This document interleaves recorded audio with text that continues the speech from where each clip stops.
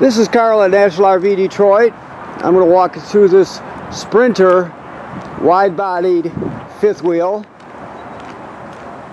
And the model number is 3920 DSL. Okay, so this is kind of a how-to video. I'm just going to show you some of the features and how they work. Alright, so here we are at the door side rear. You can see you have a 4-point stabilization system. It's an auto stabilizing system. I'll show you the control panel when we get to the other side. Okay. You have two awnings, one on the slide, the door side slide, and the other on the door side wall. They both have LED strips and are powered. The slide room is a AccuSlide is the type of slide it is, in case you need to know. You have an AccuSlide. You have TV hookup here, signal out and power. Of course, your pass-through basement area here with your various cranks. We're still cleaning, so it's a little dirty, but we're getting there. Okay, so you have two 30-pound tanks, one on each side. We come around to the front, you have your spare tire, of course, and your 50-amp power cord. Okay, so this is just a prep for a tire monitor system. So you can purchase the part that snaps on here if you're interested. This is your solar controller right here. I just stuck this sticky note on here with your six-digit password number, but if it blows off or you lose it, you can just take a picture of the side there. You see the paper on the side, and you can get the number off of that. It's been updated, so it's current. If when you log on to it, if you see a little signal, I think it's a red dot on this one in the upper right hand corner of the screen, it's telling you it needs to update again. So anytime it's telling you to update it, do it. Okay, just to keep current. This system does not have a control panel. Your phone is the control panel. So you have to download the Victron Energy app and just follow the directions. Like I said, there's your passcode. If not, it's on the side if you lose that. And instead of looking at a panel or a readout on the wall, you're going to be looking at your phone, and it tells you everything you need to know. The DC voltage in the system, the amount of sunlight that's being converted into amperage and stored in your battery. It gives you a history, all kinds of stuff. The type of charging right now. This is telling you it's bulk charging here. It'll also tell you that on your app, and it can do absorption. And it's a very good product when it comes to solar controllers. So, okay, and this is the switch that it will disconnect you from the solar panel if you ever want to shut it off. This is the kill switch for the battery. Right now we're on. If you turn it, you can turn it off, obviously, to here. If you ever have to remove the cover to look at it, you go to this position here. Alright, you have one battery in here, 127 series battery. There's enough room to add a second if you choose to. Just remember, if you do, you want to wire it or have it wired so it still puts out 12 volts DC, it just doubles the storage capacity. Never wire it so it doubles the voltage to 24. So keep that in mind. It's all simple stuff, but pay attention to it. And there's your coil for your water sprayer there. This is just a hookup here for a solar battery charger. If you ever wanted to pick one up, this is just a pre-wire kit, so it would plug into there, and it's just a portable solar panel that you could use to charge your battery if you needed to. Alright, this is the control panel for your leveling system. Right now it's leveled. The only the most important commands you're going to use are auto level. And if you look at the screen, you push the down arrow once, it'll go to auto hitch height, enter to begin, and then you would enter it. And it'll return the trailer back to the position it was in before you auto leveled it. So those are the two most important. Basically, I'll go through it again this way. Once you've got it, you're on your campsite, you pull your tow vehicle out from underneath the trailer, you push auto level. When you auto level it, it levels the trailer, but it remembers the last position it was in before you push the auto level button, right? That's when you're getting ready to leave the campground, you push the arrow down once and you'll see auto hitch height. That's what you're doing, is returning it back to that position it was before you auto leveled. So you should, in a perfect world, you'll be able to slide right underneath, hook up, and you're on your way. So that's why it's the most important. You can also use all these independently of each other, right? You can one of the commands will be retract all, which will nosedive your trailer. There's really no reason to do that. And if you ever do it, make sure there's nothing underneath the trailer in the front or underneath the overhang here, or else it'll get squished. So be careful about that. But like I said, auto level and auto hitch height are the two most important commands you'll use. This is just the other side of the pass-through. This is your water here. It's all very simple. This is your city water hookup right here. That's the most common way to get water to the trailer. Okay.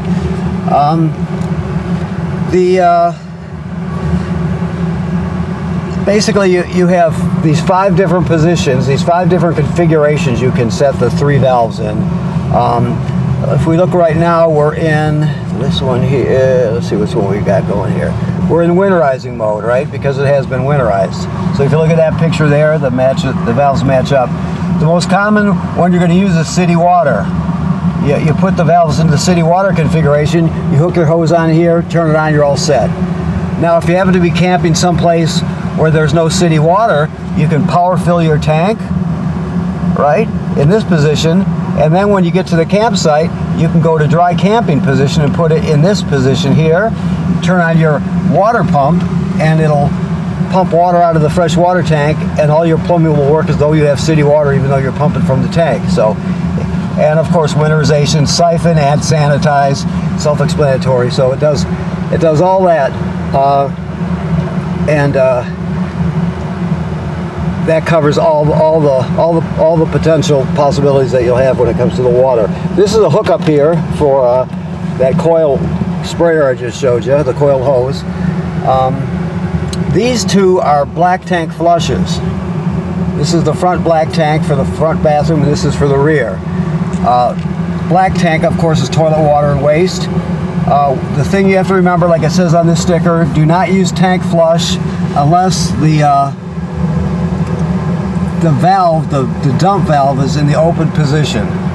If you don't do that, too much pressure can build up and cause problems. So you're going to just picture yourself dumping the front tank, leaving the valve open with the hose still going in the dump station, of course, and then you'll hook the hose at the dump station on here, turn it on, it'll flush out your black tank, clean off the sensor so you get a good reading, that sort of thing, and then you're all set. But never leave the valve closed when you turn the water on. That's the most important thing. And this is for the same thing for the rear tank. These are your low point valves here. Okay. Alrighty. And this is where your saddle and cable hookups are. Alrighty. So this has on-demand hot water. This is your master switch. It's off in this position. So right now it's off. It's winterized, obviously. When you're not using it, when you have it in storage, or you're not camping, you're in between trips, you can shut it off.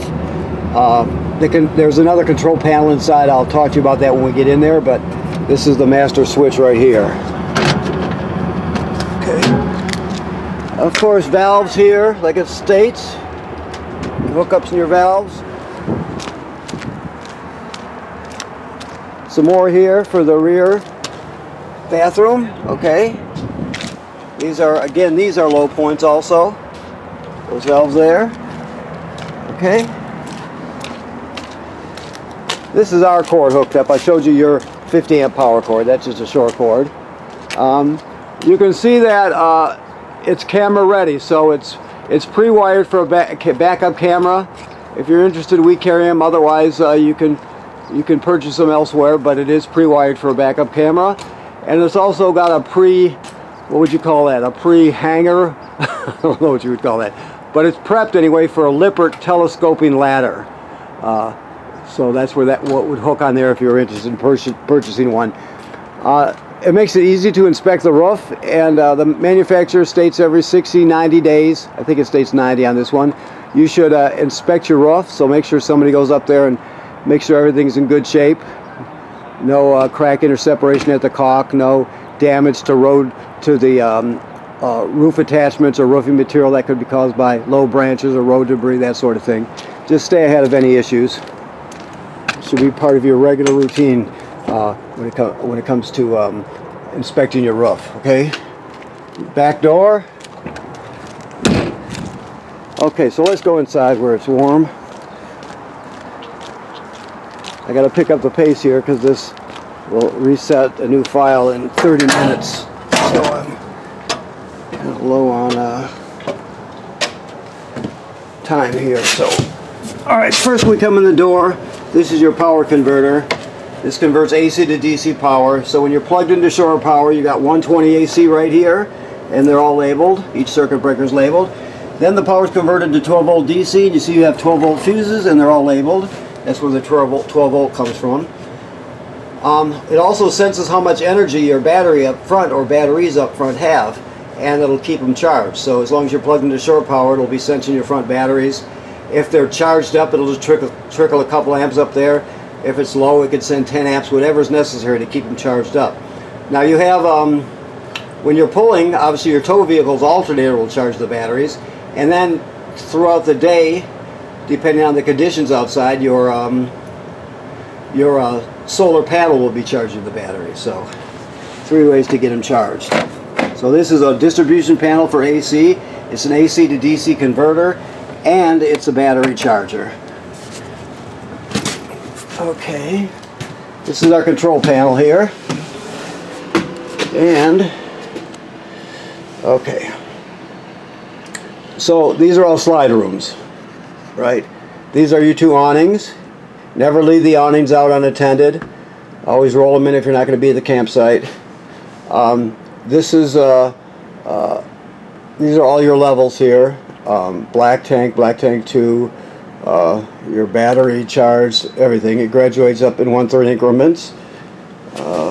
Your water pump is right here. Remember we talked about using the water pump to pump water out of the fresh water tank if you don't have city water. You also use it to winterize the trailer. Okay. What I just turned on were just more lights. So that's all pretty typical of trailers.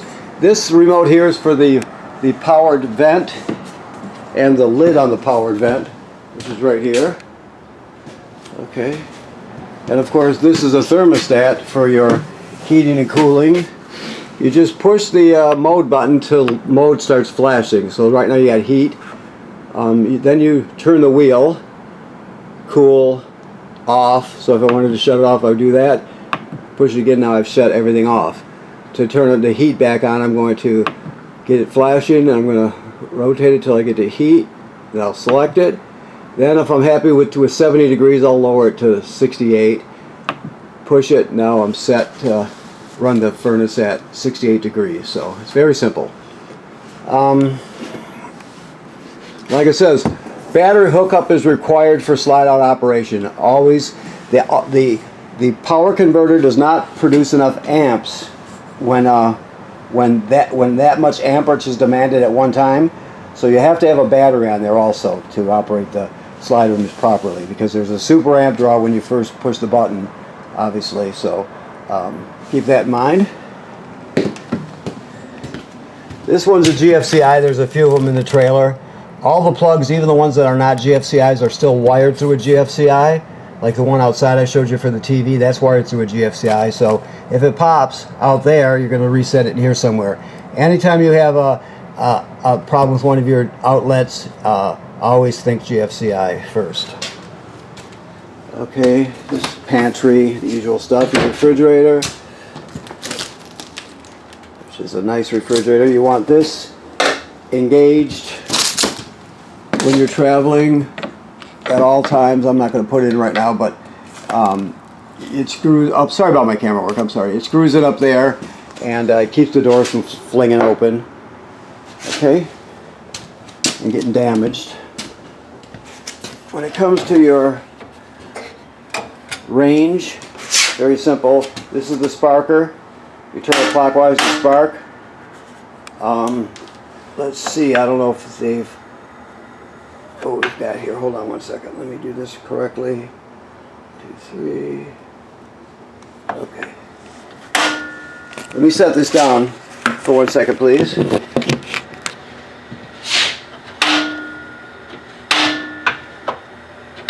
There we go. So it takes a few seconds to, because we just filled the tanks, the LP tanks. There's a little air bubble in there when you first hook them up. I'm sure you know this if you can. But I was just working past that bubble. Now it'll the first time you turn it, it lights. Okay. Very simple. The oven has a pilot light. So the pilot light is at the bottom, all the way to the back. Maybe we can see it spark back there. Maybe not. So the bottom line is, you go to the picture of the flame of the pilot light, then you depress this. You keep it depressed through the whole lighting procedure. You spark it till you see the pilot light light. Once the pilot light lights, you still hold this in for another 10 or 15 seconds or so to heat up the thermocouple. Then you go to operating temperature and it'll cycle as an oven does. But when you shut it off, the flame goes out. So does the pilot light. So you have to relight the pilot light each time you use the oven. Okay. Of course, your microwave, 2 fan speeds and a light. Power. Now your TV, this one is on a swing out bracket, so keep that in mind. Always keep it strapped though, so it doesn't go flailing around when you're driving. Alright, this is your sound here, so this is your Bluetooth.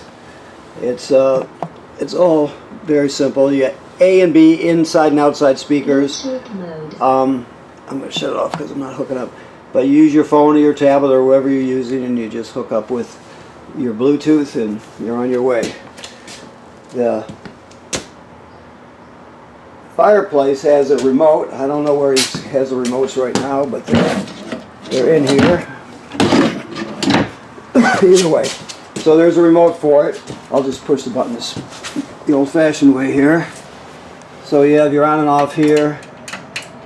Over here, you see it says 00, then low, then high. That's the fan speed, so it's really kicking out heat right now.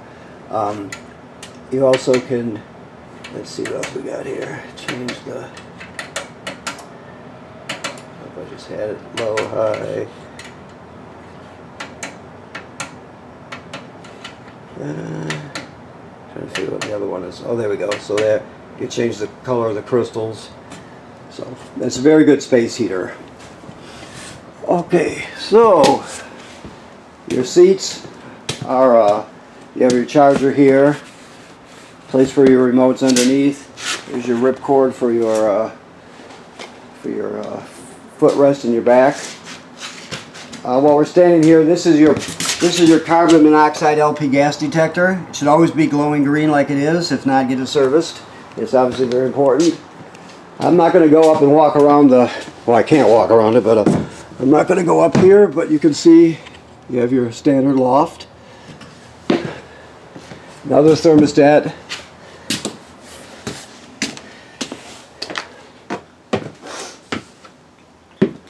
Main bedroom. Or is it the main bedroom? I guess you would say it's the main bedroom. Second bedroom.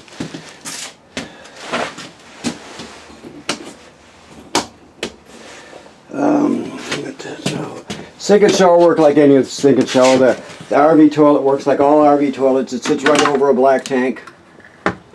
So there's the flush pedal down there. So you drop a dose of chemical in there, you step on the pedal and put a gallon of water in there along with the chemical. You can use more than a gallon, just don't use less. Then you're set to use it. Never do it dry. If you use it dry, it'll get all clogged up and messed up. It'll just be a mess. So make sure you use a gallon of water at least and a dose of chemical in each toilet. Just like you flush both of them independently, you also have to put the chemical in independently also. Okay? Pretty standard stuff. Let's move up here.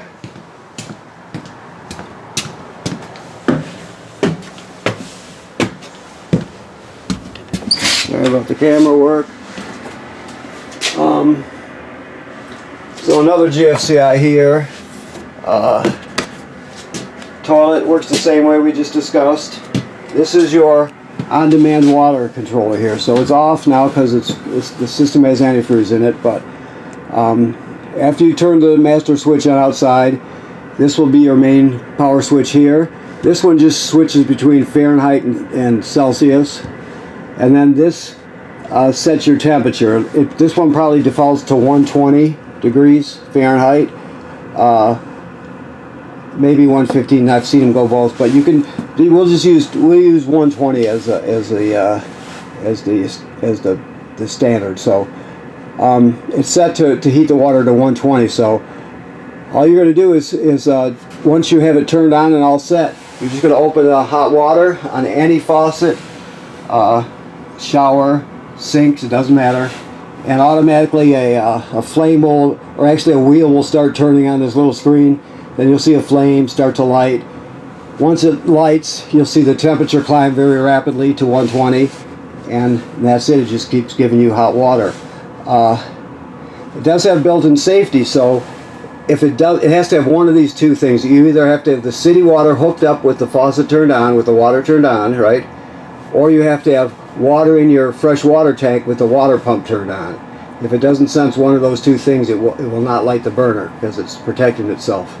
So there has to be available water for it to actually turn on, or it will not light for you. So keep that in mind. If ever you can't get to light, make sure your water is turned on, or you have water in your tank with the pump turned on, either or. Okay. Alrighty.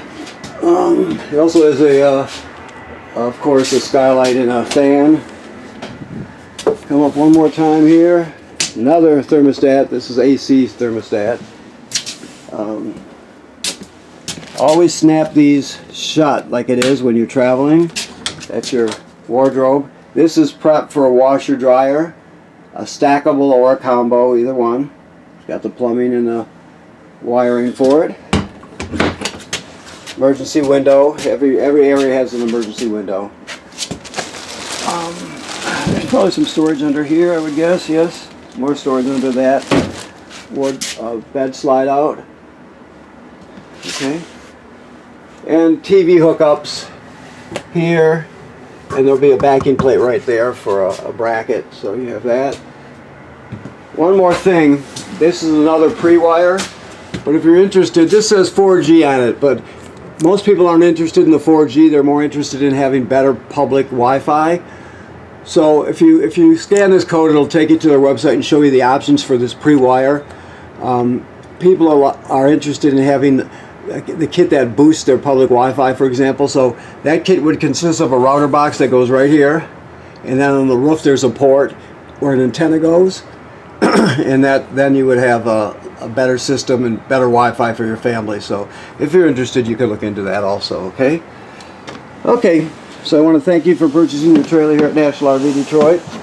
Please remember what I said about inspecting the roof every 90 days. That's very important to protect your investment. You can't see what's happening up there unless you look. Also, right now, of course, we're winterized. So the system's filled with antifreeze. You're all set for the winter time. So when you come in to pick up, or I think this might be a delivery, but either way, if you have any issues, get in touch with us, and we'll work with you and make sure everything is good in the way you want it to be. Okay? Thank you very much.